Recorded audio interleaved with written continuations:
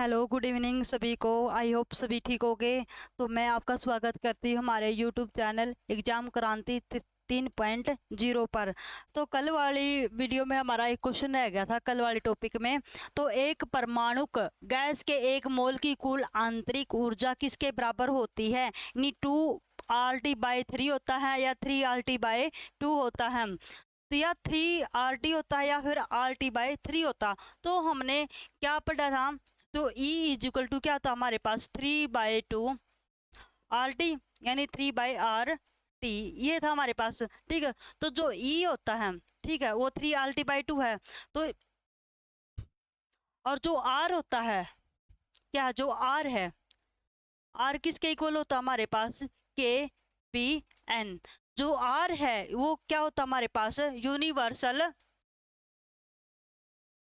Gas constant, यही है।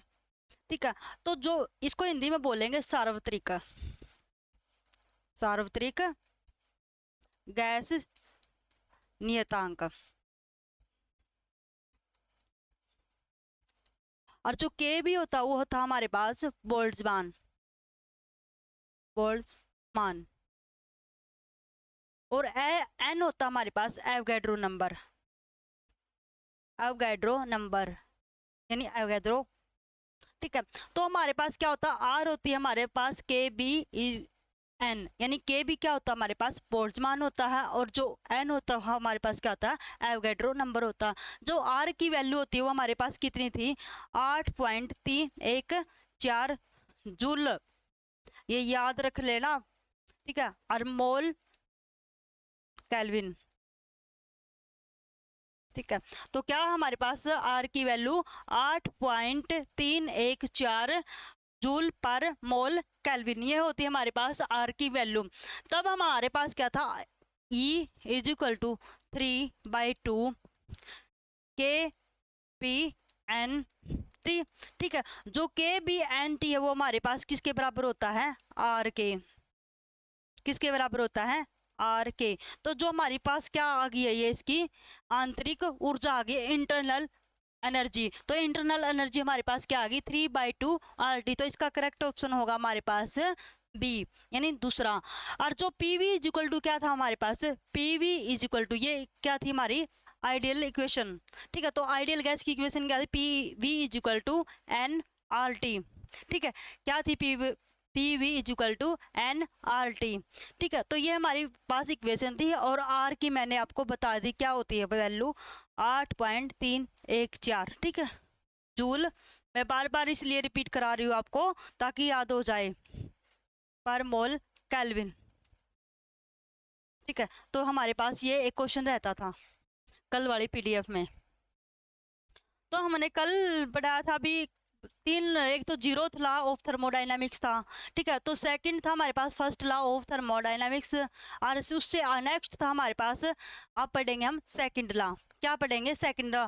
और जो फर्स्ट लॉ की एक इम्पोर्टेंट, मैंने एक इम्पोर्टेंट नोट्स लिखवाता हूँ, तो उसका जरूरी पेपर में आता है। ठीक है, तो वो क्या थे हमारे पास? जो संरक्षण के लिए, ऊर्जा की संरक्षण के लिए एक नियम का उदाहरण था। तो ये जरूरी है, इसकी इंपॉर्टेंट लाइन है संरक्षण के लिए। तो थर्ड हमारे पास आ गया अब second law, second law of thermodynamics, thermodynamics, उष्मागतिकी, उष्मागतिकी का दूसरा नियम, दूसरा नियम। इसमें एक साइंटिस्ट था क्लाउसिस,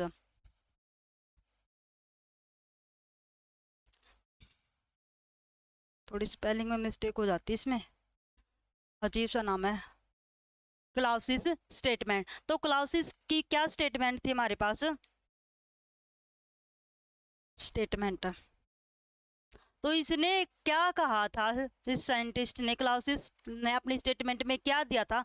बोला था जो हमारा उष्मा है, ठीक है, जो हमारी हीट है, ठीक है, हमारे आसपास की, तो वो क्या था उसमें, जो उसका निम्न ताप से लेकर उच्च तापमान तक, यानी उसके बहने में कोई भी यानी उसमें कोई भी परिवर्तन नहीं होता है। तो क्या है, उष्मा स्वयं यानी खुद, उष्मा स्वयं निम्न ताप से उच्च ताप यानी उच्च तापमान से उष्मा प्रभावित यानी बह नहीं सकती, प्रभावित नहीं हो सकती, नहीं हो सकती है, ठीक है। तो हमारा जो नेक्स्ट पॉइंट वो क्या है, इंपॉर्टेंट है, नोट कर लेना आप साथ साथ में, इंपॉर्टेंट हमारा, ठीक है। तो क्या है इसमें इफेक्ट ये वाला, तो जो एंट्रोपी है, ठीक है, वो जो एंट्रोपी है सिस्टम की, वो कभी भी नेगेटिव नहीं हो सकती। क्या एंट्रोपी कभी भी नेगेटिव नहीं हो सकती, entropy of system can not be negative, ठीक है। किसी निकाय की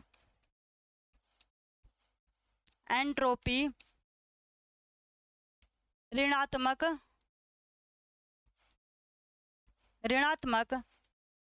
नहीं हो सकती, नहीं हो सकती।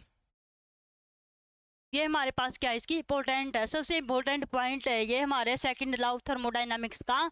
तो इसमें क्या है, क्लासिस साइंटिस्ट है, उसने अपनी स्टेटमेंट दी थी, जो खुद का यानी खुद की जो स्वयं की क्या होती है, उष्मा होती है, निम्न तापमान से लेकर उच्च तापमान तक, यानी उसमें कोई भी प्रभावित नहीं हो सकती।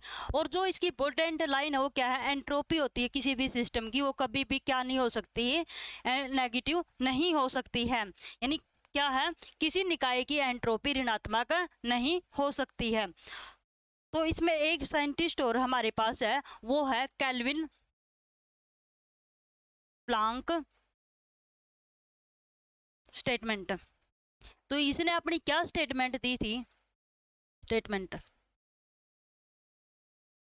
तो क्या थी इसकी स्टेटमेंट प्लांक की, तो उसने बोला था, जो भाई इसमें किसी भी, ठीक है, किसी भी निकाय क्या या किसी भी इंजन का, ठीक है, उसकी उष्मा क्या होती है, यानी उसके लिए इम्पॉसिबल होता है, असंभव होता है, यानी उसकी किसी भी उष्मा, यानी उसकी कोई भी उष्मा है कार्य के लिए कार्य में बदल जाती है, यानी उसकी जो उष्मा होती है वो किस में बदल जाती है, कार्य में बदल जाती है। यह किसी यानी उसका कोई भी सिस्टम है, किसी निकाय या इंजन के लिए असंभव है, इम्पॉसिबल है,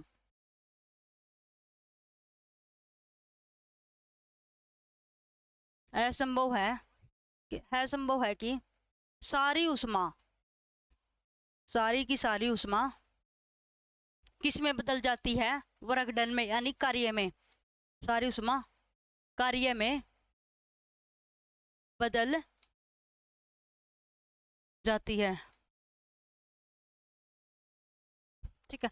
तो ये होती है हमारे प्लांक केल्विन स्टेटमेंट, तो ये उसकी स्टेटमेंट है। तो हमारा नेक्स्ट है थर्ड लॉ ऑफ थर्मोडायनामिक्स। तो हमारे पास थर्ड आ गया, थर्ड लॉ ऑफ थर्मोडायनामिक्स। आज का ये लास्ट टॉपिक है इसका, थर्मोडायनामिक्स, आज ये टॉपिक खत्म हो जाएगा। तो थर्ड लॉ ऑफ थर्मोडायनामिक्स, उष्मागतिकी का तीसरा नियम,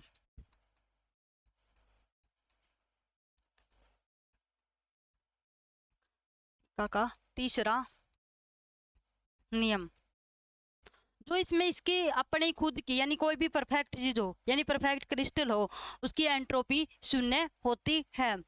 तो मान लो ये हमारे पास क्रिस्टल है, क्या है, क्रिस्टल है। तो इस क्या बोल रहा है, जो इस क्रिस्टल में है नहीं है, जो भी एंट्रोपी है वो क्या है, परफेक्ट है। बिल्कुल बोल रहा है यहाँ पे 3 है नहीं, तो यहाँ पे भी क्या होंगे, 3 ही होंगे, बिल्कुल परफेक्ट होने चाहिए। ठीक है, इसकी एंट्रोपी क्या होती है, यहाँ पे परफेक्ट होती है। तो जो इसकी एंट्रोपी है यहाँ पे क्या बोलेगा, ये इस क्रिस्टल में क्या है, इसकी एंट्रोपी परफेक्ट होनी चाहिए, बिल्कुल शून्य है। ठीक है, या फिर कोई और दूसरा क्रिस्टल उठा लो।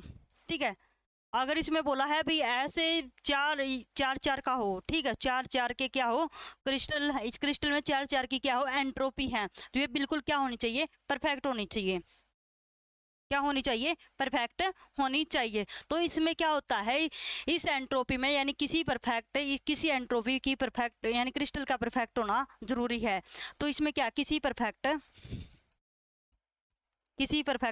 क्रिस्टल में, किसी परफेक्ट क्रिस्टल में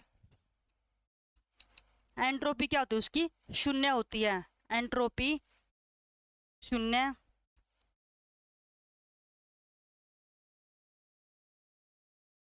होती है। बिल्कुल भी इसमें ऐसे बदल नहीं जाती है भाई, यहाँ पे 3 है तो यहाँ पे 3 होगी, इसकी एंट्रोपी यहाँ पे 4, यहाँ पे 5, यहाँ पे 6, तो ये बिल्कुल भी इसका थर्ड लॉ नहीं होगा थर्मोडायनामिक्स का, क्योंकि इसकी एंट्रोपी ही क्या होती है, 0 होती है। तो इसमें एक क्वेश्चन है, तो जो उष्मा गतिका का जो हमने पढ़ा था एक शून्य का, जीरोथ लॉ ऑफ थर्मोडायनामिक्स, तो उसने पूछा उष्मा गतिका, ये क्वेश्चन है, उष्मा गतिकी का कौन सा नियम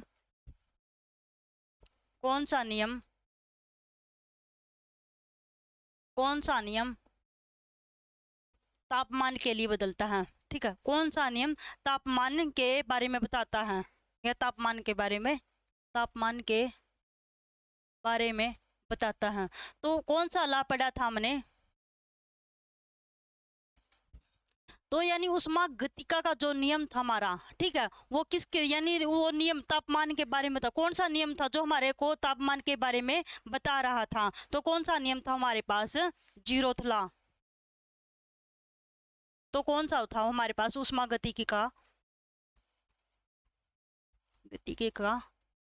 शून्यता का नियम, किसका था वो, शून्यता का नियम।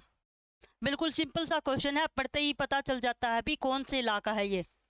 ठीक है, तो ये होता हमारे पास एक क्वेश्चन और है, ठीक है, वो मैं अपनी तरफ से करवाऊंगी। ठीक है, तो एक क्वेश्चन है, मान लो एक रोड है, ठीक है, या एल्यूमिनियम की कोई रोड है, तो उसका टेम्परेचर T1 से T2 दे रखा है। ठीक है, क्या है, T1 हमारे पास 250 डिग्री सेल्सियस से लेकर 50 डिग्री सेल्सियस तक क्या है, उसका एल्यूमिनियम रोड का टेम्परेचर है।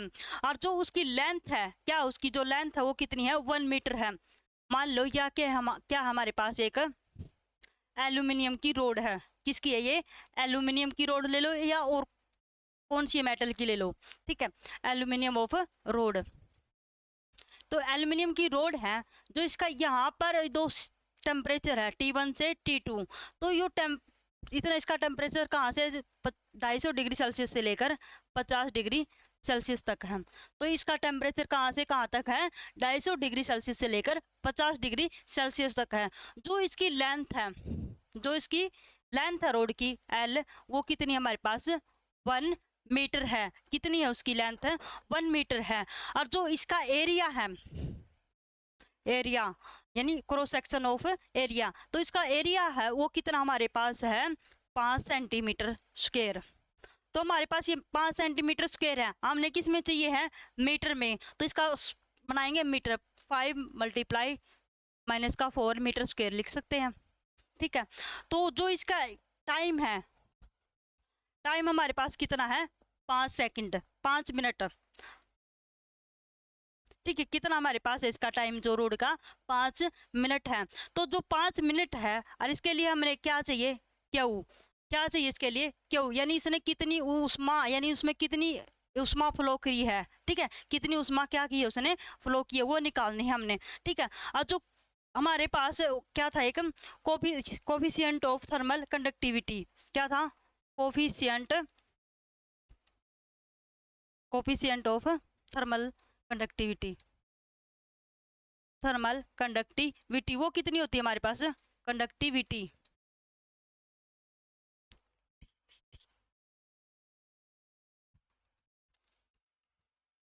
यानी उष्मा की चालकता का तापमान, ठीक है, वो कितना हमारे पास, यानी उसका चालकता का गुणांक, चालकता का गुणांक, ठीक है। तो हमारे चालकता का गुणांक कोई भी मान लो, ठीक है, अपनी तरफ से है, मैंने अपनी तरफ से क्वेश्चन उठाया है, ठीक है, तो उसका मान लो मैंने के, ठीक है, कितना माना है, कुछ भी मान लो, ठीक है, तो मैंने माना था 2 मल्टीप्लाई 10⁻⁻1, ठीक है, तो था हमारे पास जूल बाय मीटर केल्विन, ठीक है, तो हमारे पास ये था इसका, तो किलो जूल में भी हो सकता है ये, ठीक है, किलो जूल में भी हो सकता है, या वैसे भी लिख लो इसको जूल बाय मीटर केल्विन, ठीक है। तो जो हमारे पास केल्विन है, यानी ये क्या है, कोफिशिएंट ऑफ थर्मल कंडक्टिविटी है, यानी चालकता का गुणांक है, तो वो हमारे पास कितना है, 2 मल्टीप्लाई में 10⁻⁻1 और किलो जूल मीटर केल्विन। यहाँ किलो जूल की जगह हम क्या लिख सकते हैं, किलो को हटा के 2 मल्टीप्लाई 10⁻⁻1 और 10⁻3, तो ये भी लिख सकते हैं R joule by metre kelvin, ठीक है, ये भी हो सकता है। और जो हमारा जो टेम्परेचर था, यानी सॉरी जो टाइम था हमारे पास, वो कितना है, टी 5 मिनट दिया है, तो हमने किस में चाहिए है, सेकंड में, तो निकालो यहाँ से टाइम, 5 की मल्टीप्लाई कर दो 60 के साथ, तो कितना आ गया हमारे पास, 300 सेकंड, क्या आ गया हमारे पास, 300 सेकंड। यहाँ पे पीछे वाले में केल्विन था, वो वोट के लिए होता है, तो यहाँ पे हम क्या कर देंगे, केल्विन की जगह सेकंड, वो क्या, वो वोट के लिए होता है, ठीक है। और जो रेलवे के क्वेश्चनों में भी पूछा जाता है कई बार, तो वहाँ पे भी 1 वोट होता है, ठीक है, तो हमने क्या लिखा था, 1 वोट किसके बराबर होता है, 1 जूल पर सेकंड के बराबर होता है, ठीक है। और जो पेपरों, जो रेलवे के पेपर में खासकर पूछा जाता है, वो क्या होता है हमारे पास, 1 वोट का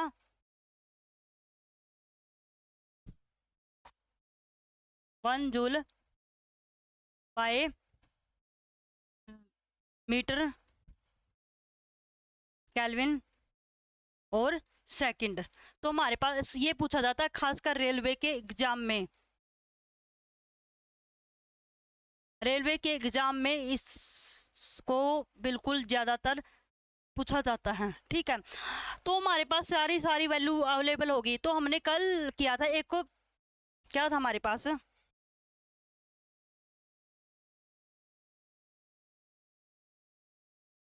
यहाँ पे ही कर देते हैं, यहाँ पे जगह नहीं रही, ठीक है। तो हमने कल एक फॉर्मूला किया था Q/T, ठीक है, के ए डेल्टा क्यू बाय टी, तो सॉरी डी, क्या था, डी, ठीक है।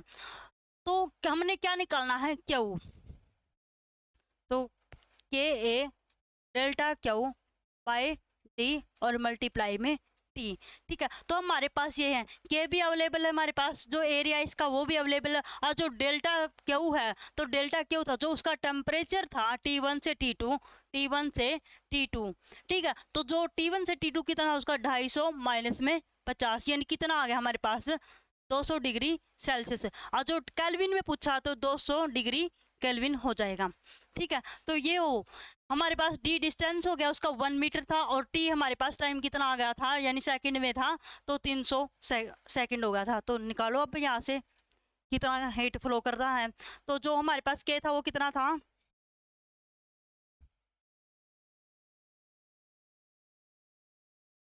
तो के था जो हमारे पास वो कितना था हमारे पास, 2 मल्टीप्लाई 10⁻⁻1 और इंटू 10⁻3, तो हमारे पास ये था, तो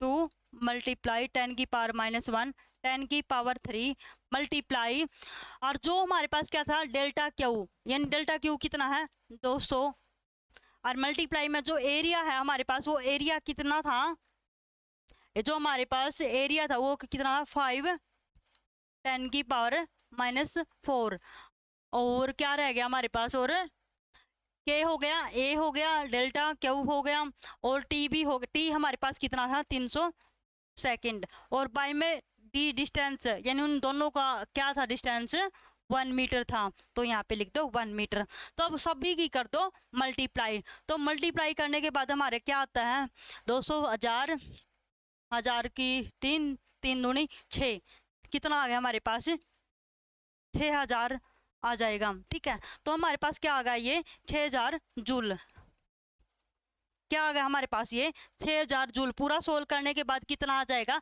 6000 जूल। अगर इसको बोले किलो में कन्वर्ट करो तो कितना आ जाएगा 6 किलो जूल। बिल्कुल इजी सा क्वेश्चन है। ठीक है, अपनी तरफ से कोई भी आप प्रैक्टिस के लिए कुछ भी मान लो। ठीक है, यहाँ पे 300 मान लो, यहाँ पे 50 मान लो। ठीक है, तो कोई भी अपनी तरफ से कोई भी स्टेटमेंट लेकर आप सोल्व कर सकते हो। ठीक है, बिल्कुल प्रैक्टिस के लिए कुछ बिल्कुल अवेलेबल है ये।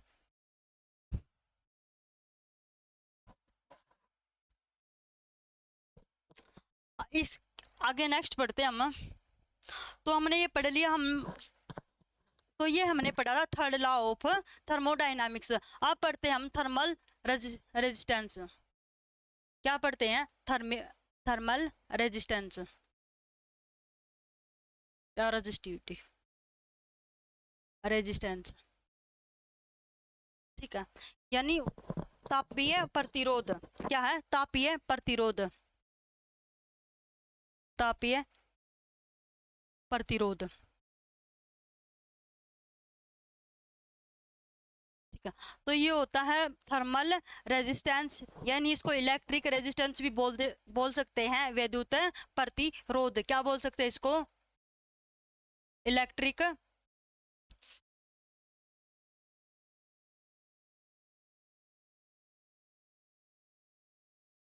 इलेक्ट्रिक रेजिस्टेंस,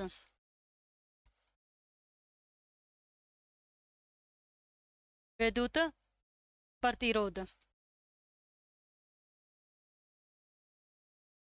ठीक है, क्या बोल सकते हैं इसको, इलेक्ट्रिक रेजिस्टेंस यानी विद्युत प्रतिरोध। ठीक है, तो इसमें मान लो हमने क्या लिया, हमने वायर।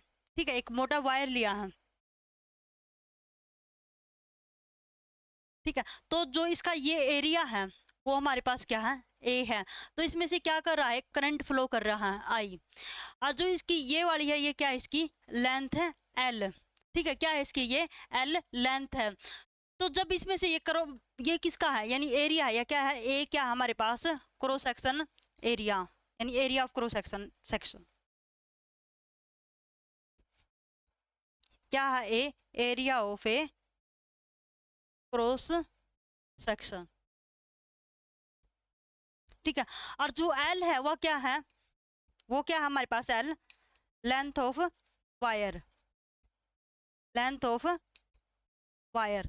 ठीक है, तो ये होती है हमारे पास एक रोल्ड है, या मान लो वायर है। ठीक है, क्या है ये वायर है, एक तार है, जो तार की लेंथ गिवन है हमारे पास, और जो इसका ये बड़ा एरिया है। ठीक है, तो इसमें से क्या हो रहा है, करंट क्या कर रहा है, ये फ्लो कर रहा है। और जो इसमें से करंट फ्लो कर रहा है, तो जब यहाँ से ये करंट फ्लो करेगा तो क्या करेगा ये, यानी ये किसका है, रेजिस्टेंस है, जो रेजिस्टेंस है। ठीक है, जो रेजिस्टेंस होता है वो किसका बना होता है, मटेरियल का। ठीक है, मटेरियल यानी किसी पदार्थ का होता है ये। ठीक है, तो एक होती है हमारे पास आर इक्वल में L by K A.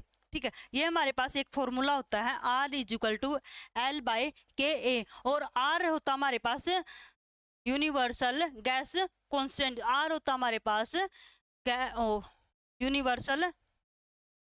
Universal gas constant, और जो एल है हमारे पास वो लेंथ थी, और के था हमारे पास बोल्ट्जमान, और ए हो गया हमारे पास एरिया। तो इसमें कोफिशिएंट ऑफ थर्मल कंडक्टिविटी होती है, क्या होती है, के का क्या था, पीछे भी पढ़ा था, कोफिशिएंट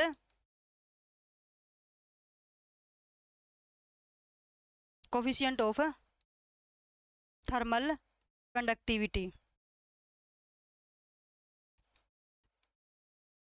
क्या थी के क्या हमारे पास कोफिशिएंट ऑफ थर्मल कंडक्टिविटी। तो ये हमारे पास हो गया के। और जो ए होगा वो आपको पता ही क्या है हमारे पास है area of a cross section. ठीक है, जो इसकी एसआई यूनिट होती है, क्या होती है इसकी एसआई यूनिट होती है, वो हमारे पास क्या होती है, एक मिनट रुको।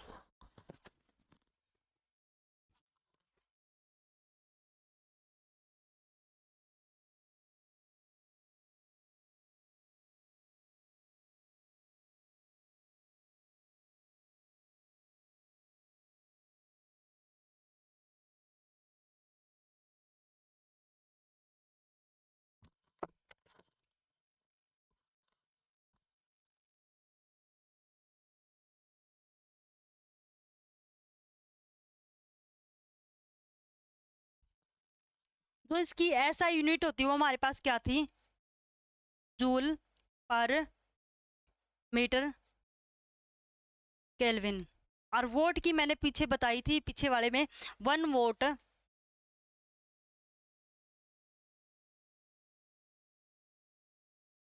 वन वोल्ट किसके बराबर होता है, 1 जूल बाय मोल केल्विन के। ठीक है, और जो मैंने रेलवे के लिए बताई है वो क्या होती है, 1 जूल बाय में मोल केल्विन सेकंड। ये होती है हमारे पास रेलवे के लिए जो खासकर पेपर में पूछी जाती है, रेलवे के जो एग्जाम होते हैं। ठीक है, जो अब हमारी ऐसा यूनिट क्या हो गया है, जूल पर मीटर केल्विन होती है। और जो के होता है हमारे पास कोफिशिएंट ऑफ थर्मल कंडक्टिविटी। जो थर्मल होता है वो किसका, वो क्या हमारे पास मटेरियल है, क्या वो मटेरियल यानी कोई पदार्थ है। ठीक है,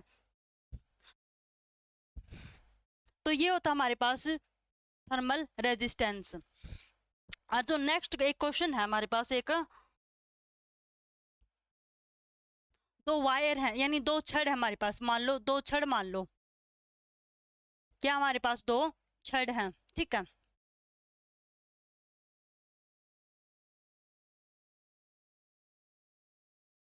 ये हमारे पास क्या होगी, दो छड़ हैं। ये है हमारे पास L1, ये हमारे पास क्या है L2। और जो इसकी रेजिस्टिविटी क्या है, दोनों की यानी रेजिस्टेंस क्या दोनों का सेम है, क्या इन दोनों का रेजिस्टेंस सेम है। और जो इनकी लेंथ वो क्या है, अलग अलग है, एक है L1 एक है L2। तो यहाँ पे जो इनका की कोफिशिएंट है, ठीक है, coefficient of conductivity, thermal conductivity, वो क्या दोनों की अलग अलग है, एक है K1 और K2। और जो K1 और बाय K2 का जो रेजिस्टेंस है वो हमारे पास क्या है, 5/3 है। तो यहाँ पे बताना है जो इनकी लेंथ का रेशो होता वो क्या होगा। ठीक है, क्या होगा इसका रेशो, वो हमने क्या निकालना है। मान लो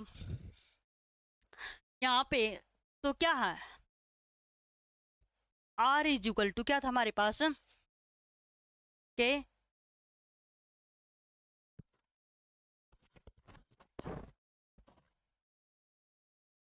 एल रो, मान लो यहाँ पे रो का कर देते हैं हम,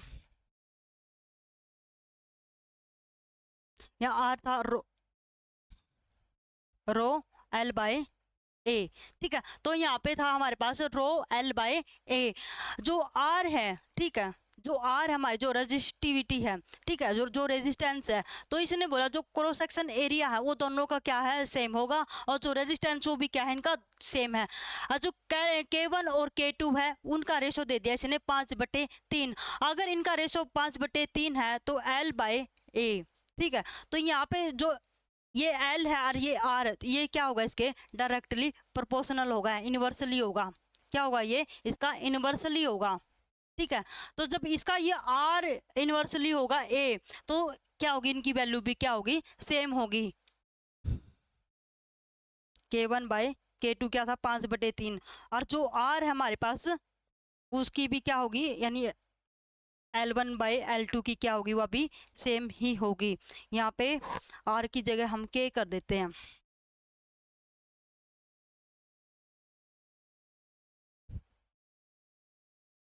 पीछे वाले में R था, यहाँ पे हम K डाल देते हैं। ठीक है, तो हमारे यहाँ पे कोफिशिएंट थर्मल ऑफ कंडक्टिविटी का जिक्र हो रहा, तो हम यहाँ पे K का यूज करेंगे। तो K इन्वर्सली होता हमारे पास लेंथ के। तो इसका जब के का वो क्या दे रखा है, रेशो दे रखा 5/3, तो इसका सेम ही वैसे ही रेशो क्या होगा, इसका भी इसके इक्वल होगा। तो इन्वर्सली होगा तो 5/3 ही क्या होगा, इसका रेशो होगा। तो L1/L2, तो इसका इन्वर्सली प्रोपोर्शनल होगा, तो इसका भी सेम रेजिस्टेंस होगा, यानी इसका सेम लेंथ होगा, तो 5/3 होगा। तो इसमें नेक्स्ट हमारे पास एक होता है मेयर फॉर्मूला। क्या होता है, मेयर्स फॉर्मूला।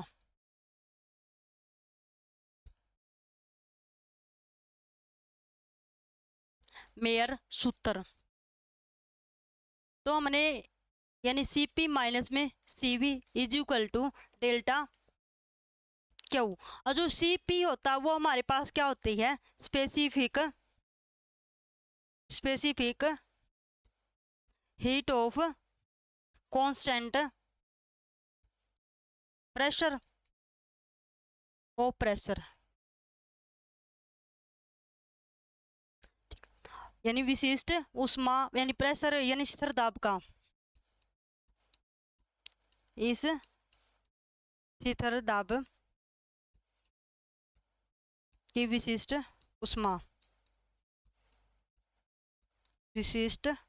उष्मा, और जो हमारे पास Cv है वो क्या है हमारे पास, स्पेसिफिक। बिल्कुल इजी है, बिल्कुल आसान टॉपिक है ये थर्मोडायनामिक्स के, और इसके जो न्यूमेरिकल वो भी बिल्कुल इजी से सोल्व हो जाएंगे एट कांस्टेंट वॉल्यूम। ठीक है, तो इस स्थिर आयतन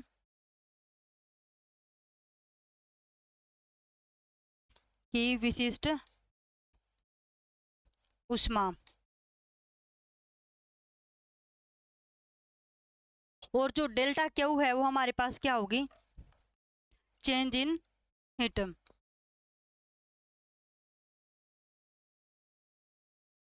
ठीक है, तो ये हमारे पास मेयर सूत्र फॉर्मूला होता है।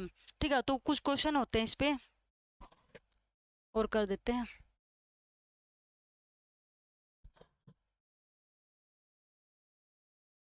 देखो, असमान व्यास D1 और D1 लेस देन D2 के दो छेद धातु के एक चादर से काटे जाते हैं, यानी एक धातु की चादर है उसमें से दो छेद काटे जाते हैं, यानी दो होल किए जाते हैं। उनका जो डायामीटर होता है, एक का है डायामीटर D1 और दूसरे का है D2।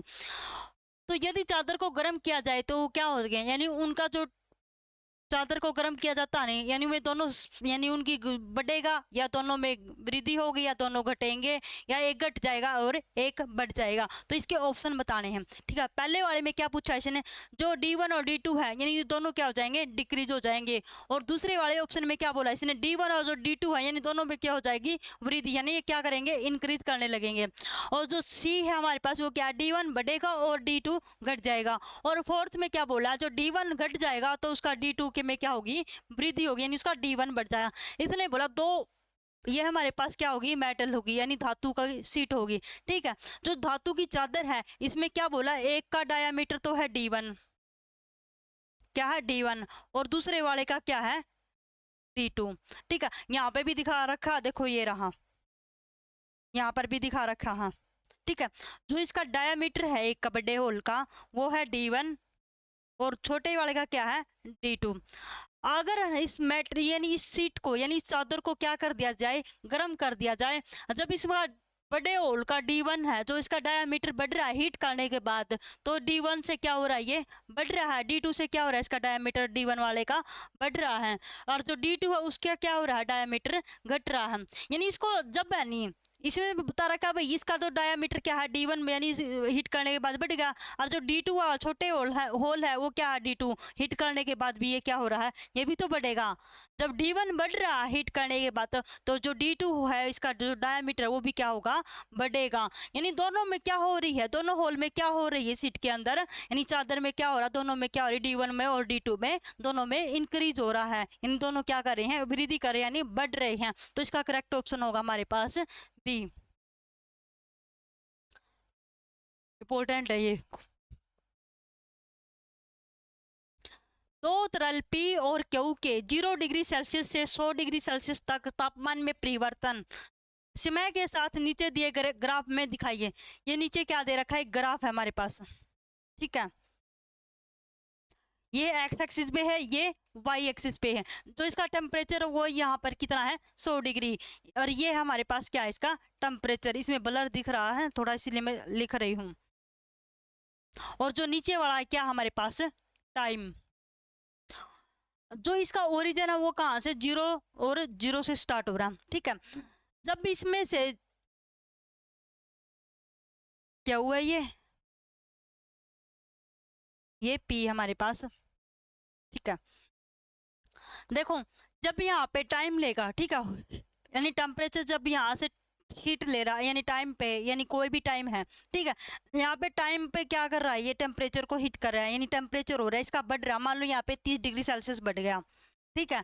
और कितने सेकंड में, यहाँ पे 2 मिनट में लिख लो, ठीक है। 2 मिनट में इसका टेम्परेचर का कितना बढ़ गया है, 30 डिग्री सेल्सियस बढ़ गया। यहाँ 0 डिग्री से इसने बोला 100 डिग्री तक का, ठीक है। हमने मान लो यहाँ से लेकर यानी 2 मिनट में इसका 30 डिग्री सेल्सियस क्या बढ़ गया है, तापमान बढ़ गया, यानी टेम्परेचर बढ़ गया।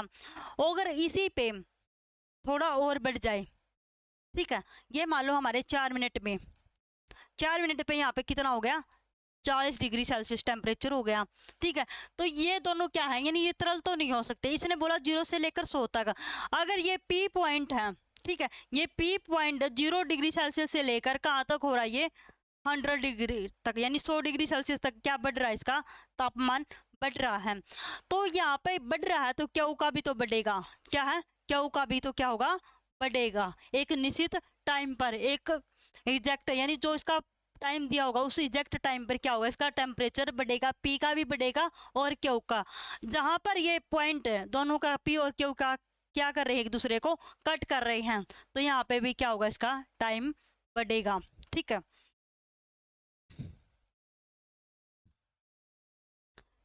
तो जब क्या है, जो पी क्यू है ना, वो एक दूसरे को क्या कर रहे हैं, यहाँ पे कट कर रहे हैं, ठीक है, कट कर रहे हैं। ये मान लो यहाँ पे होगा हमारा 90 डिग्री सेल्सियस। तो ये 90 डिग्री सेल्सियस पे क्या कर रहा है, इस ग्राफ को, यानी यहाँ पे कट कर रहा पी और क्यू को। तो ये इसका एक निश्चित तो हो नहीं सकता, यानी इसमें कोई तापमान में परिवर्तन नहीं होगा। क्यों नहीं होगा, क्योंकि पी और क्यू है, इनका एक निश्चित दिया गया है टेम्परेचर, यानी कितना दिया गया, 0 से लेकर 100 डिग्री सेल्सियस तक दिया गया है। तो दोनों का क्या होगा, टाइम भी क्या होगा, निश्चित होगा, यानी एक समय पर ये निश्चित होंगे। तो इसका ऑप्शन क्या है, तो हीटिंग के दौरान, क्यू हीटिंग के दौरान तरल, इसकी ऑप्शन क्या है, हीटिंग के दौरान तरल पी हमेशा क्यू की तुलना में गर्म होगा, या फिर हीटिंग के दौरान समय के किसी भी बिंदु पर दो तरल पदार्थ एक ही तापमान पर नहीं है। मैंने बोला पी और क्यू थे, ठीक है, दोनों पी और क्यू का एक निश्चित टाइम था और वो कितने पे हीट कर रहे थे, कितने पर तापमान नहीं था उनका, तापमान निश्चित था 100 डिग्री सेल्सियस पे। और जो हमारे पास अगला नेक्स्ट है, पी ने क्यू की तुलना में 100 डिग्री सेल्सियस का तापमान पहले प्राप्त किया था। और डी ऑप्शन हमारे पास है, पी ने क्यू की तुलना में 100 डिग्री सेल्सियस का तापमान पहले प्राप्त किया। देखो इसने क्या बोला है, देखो पहले है ना, पहले तो पी ने किया था, ठीक है, पी ने किया था, तो पी ने किया था एक निश्चित टाइम पर, दोनों को क्या कर रहा था, इस बिंदु पे भी कट कर रहा था। तो सबसे पहले किसने किया, पी ने 100 डिग्री पर, उसके बाद किसने किया था, क्यू ने किया था, यानी इनका निश्चित टाइम हो गया था, ठीक है। तो इसका करेक्ट ऑप्शन होगा हमारे पास, यानी पी ने क्यू की तुलना में 100 डिग्री सेल्सियस का तापमान पहले ही प्राप्त किया है। यहाँ पे ये सी है, ठीक है। तो इसका करेक्ट ऑप्शन होगा हमारे पास सी।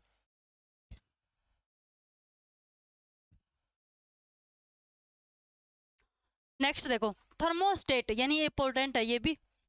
थर्मोस्टेट का क्या उपयोग होता है, थर्मोस्टेट का तापमान, तापमान मापने के लिए, तापमान बढ़ाने के लिए, तापमान बनाए रखने के लिए, या ऊष्मा को विद्युत में परिवर्तन के लिए। इसका एग्जैक्ट ऑप्शन क्या होगा, तापमान को बढ़ाने के लिए।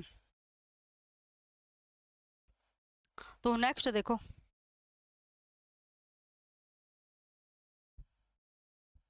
इससे पहले यही ठीक है, इससे पहले ये क्वेश्चन करते हैं हम। देखो, एक आदर्श कृष्णिका में अद्वितीय विशेषता है, यानी यूनिक करेक्टरिस्टिक है, ठीक है, एक परफेक्ट ब्लैक बॉडी में। अगर हम ब्लैक बॉडी होती है हमारी, क्या करती है, उष्मा को अवशोषित करती है, यानी अब्जॉर्व करती है। जो हमें ऑब्जर्व करी है वो उसका क्या होता है, एक अच्छा अवशोषक होता है। तो इसका क्या है ऑप्शन, पहले एक अच्छा अवशोषक केवल यानी गुड रेडार होगा इसका, यानी एक अच्छा उत्सर्जक होगा। एक अच्छा अवशोषक भी और उत्सर्जक दोनों भी हो सकते हैं, न ही उत्सर्जक होगा न ही अवशोषक होगा। तो इसने बोला है जब ब्लैक है, ब्लैक बॉडी है, तो ब्लैक बॉडी क्या कर रही है, हीट को अब्जॉर्ब कर रही है, ठीक है। जो हमें क्या हो रही है, जब हम उस हीट को क्या करें, अब्जॉर्ब करें, तो हम अब्जॉर्ब करें तो हमारे से भी क्या निकलेगी, वो हीट निकलेगी। तो वो क्या एक अच्छा अवशोषक बन गया इसका। और सेकंड में क्या बोला है, एक गुड रेडार भी होगा, ये केवल एक अच्छा उत्सर्जक भी होगा। हाँ भाई दोनों ही होंगे इसके, तो दोनों ऑप्शन क्या है इसके करेक्ट है। तो इसका ऑप्शन आएगा हमारे पास सी, यानी एक ए भी होगा और बी भी होगा, यानी अवशोषक भी होगा और उत्सर्जन भी होगा, यानी दोनों इसके ऑप्शन बिल्कुल सही है।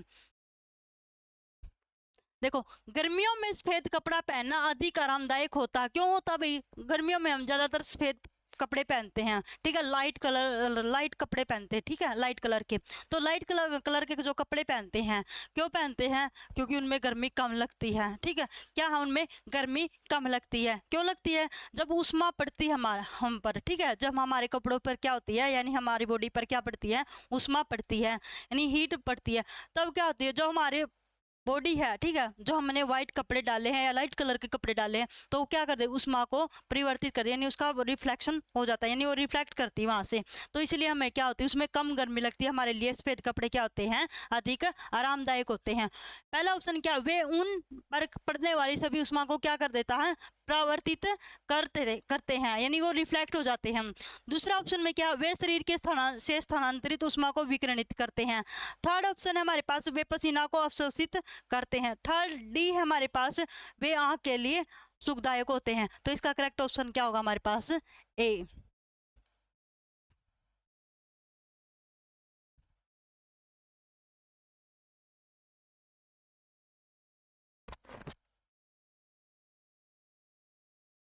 हमने तीनों ही ला करवा दिए हैं, और एक मेयर्स फॉर्मूला है, ये इंपॉर्टेंट है।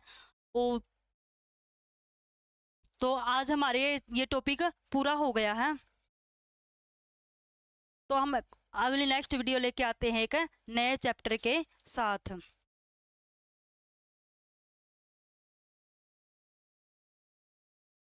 एक क्वेश्चन में दिक्कत आ रही है, थर्मोस्टेट का उपयोग। थर्मोस्टेट का वो उपयोग होता है जो टेम्परेचर को बनाए रखता है, ये नहीं होगा, ये तो बढ़ाता है, ठीक है। तो ये बढ़ाने वाला तो नहीं होगा, क्योंकि इसका क्या होता है, ये मेंटेन रखता है टेम्परेचर को। थर्मोस्टेट क्या होता है, थर्मोस्टेट का काम जो तापमान को क्या रखता है, बनाए रखता है। तो इसका करेक्ट ऑप्शन अपना सी होगा, कभी कभी मिस्टेक भी हो जाती है। Thank you.